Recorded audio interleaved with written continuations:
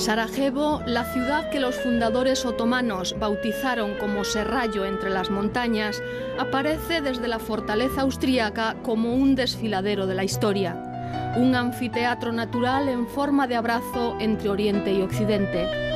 El pasado es prólogo, escribió William Shakespeare en La Tempestad, y ningún lugar parece adaptarse al adagio con mayor exactitud que la capital de Bosnia-Herzegovina.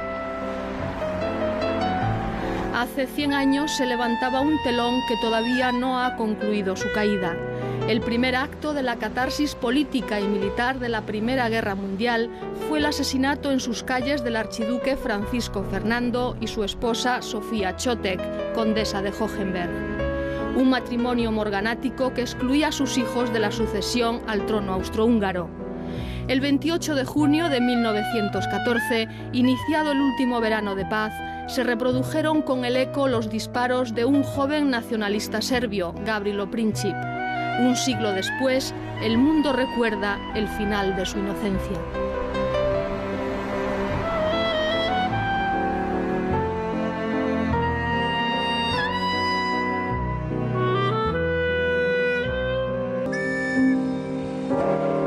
Cuando el heredero del trono austrohúngaro tomó el tren en Viena, la luz se fue de repente. «Esto parece una tumba», exclamó. Pero el ambiente se relajó cuando llegó a su destino en Ilija, la localidad termal a las afueras de Sarajevo. Las antiguas estancias del Hotel Bosna, ahora Austria, resultaron dañadas en la Primera, la Segunda Guerra Mundiales y en la última contienda de los años 90, de la que todavía no se han recuperado.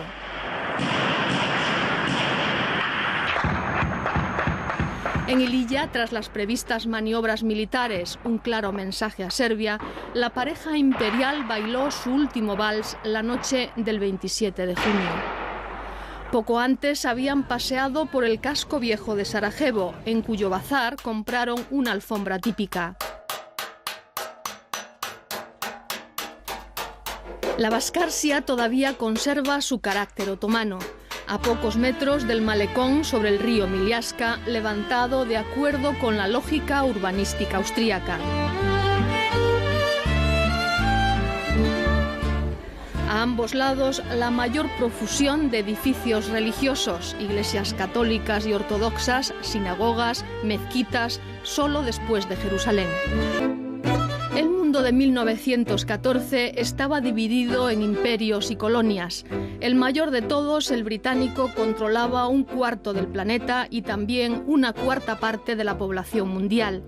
Ya no quedaba prácticamente nada que repartirse, como bien sabía el último en llegar al banquete, la Alemania del Kaiser, hambrienta de nuevos mercados para su creciente potencia industrial. Bosnia-Herzegovina, protectorado austríaco desde 1878, acababa de ser anexionada por Viena como respuesta al creciente poder de Serbia, aliada de la Rusia de los zares.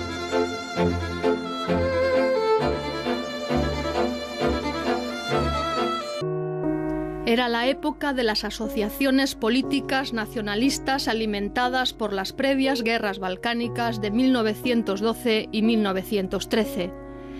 De ellas, Serbia había emergido como una potencia que había derrotado al Imperio Otomano en el sur de Europa, despertando las sospechas de Austria-Hungría.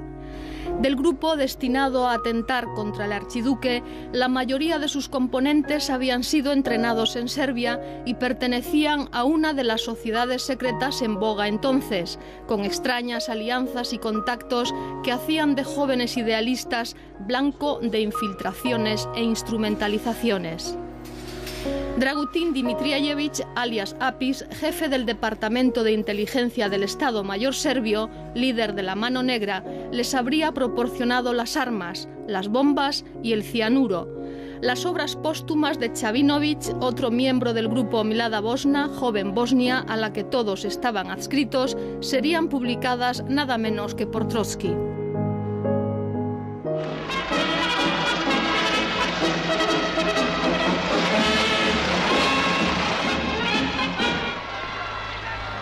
Nuestros corazones rebosan felicidad por esta graciosa visita con que vuestras altezas han querido honrarnos. Un momento. ¿De qué sirven sus discursos? Llego a Sarajevo y me lanzan bombas. Es indignante. Furibundo.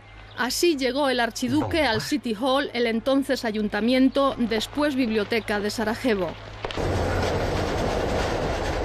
El 28 de junio era una fecha crucial, ya que por primera vez Austria permitía a los serbios de Bosnia conmemorar su famosa derrota a manos turcas de 1389. Que Francisco Fernando hubiera elegido la fiesta de San Vito para hacerles una visita y, de paso, recordarles que habían sido anexionados, se veía como una provocación. Nedejko Čabrinović, 17 años, fue el primer atacante del día. Tiró una bomba demasiado alta y estalló delante del coche que iba detrás del archiduque, el ocupado por su ayudante de campo.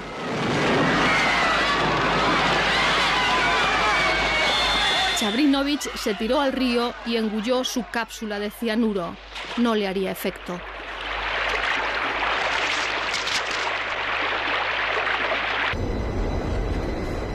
Francisco Fernando se tranquilizaría después viendo el paisaje desde el balcón del ayuntamiento, la biblioteca bombardeada por los separatistas serbios en agosto de 1992.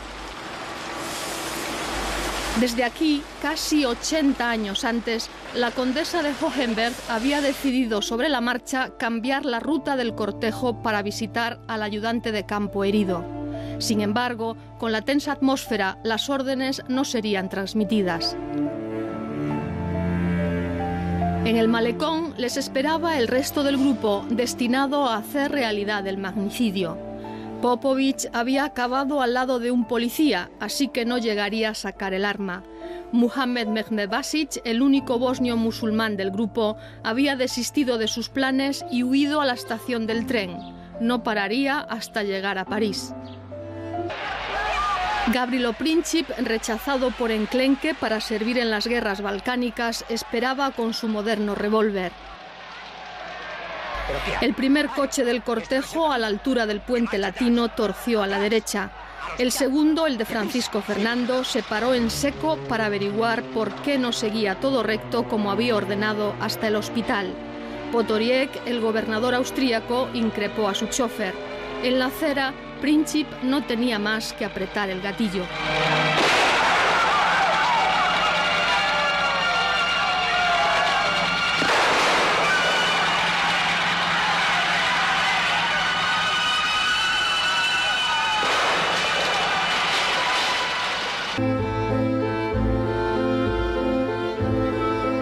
Cuando se corrió la voz del atentado y muerte de Francisco Fernando y Sofía Chotek por parte de un grupo de jóvenes, en su mayoría serbios, un gran número de habitantes de la próspera Sarajevo, sobre todo musulmanes, católicos y judíos, atacaron negocios y centros de conciudadanos serbios acusándoles de conspiración. Mientras, los cuerpos eran llevados hasta el palacio del gobernador, a unos metros del puente. Los franciscanos del monasterio colindante les administraron los últimos ritos. El cianuro no hizo efecto a ninguno. Los menores de 21 años, como el propio Gavrilo, no podían ser ahorcados según la ley austríaca, así que, tras un juicio sumarísimo, fueron condenados a perpetuidad.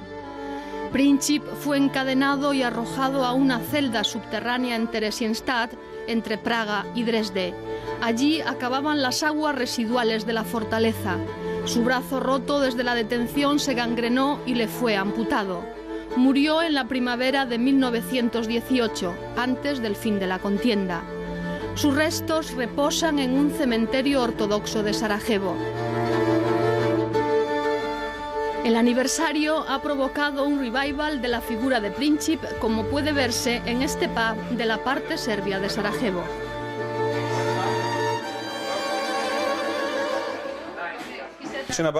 La mayoría de los bancos son austriacos, los seguros son austriacos, el alto representante, que viene de Austria, incluso su ejército, está instalado aquí. A nosotros nadie nos pregunta nada. ¿Dónde está la democracia? Tal vez la mejor explicación se nos proporcione en ladino, el antiguo español hablado por los sefarditas. En la sinagoga de Sarajevo, a donde todavía acuden 700 judíos descendientes de los expulsados por Isabel la Católica, se continúa hablando y escribiendo como hace 5 siglos.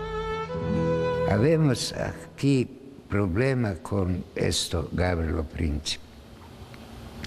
En Serbia, Gavrilo es héroe. Aquí, en Croacia, terrorista. En Bosnia,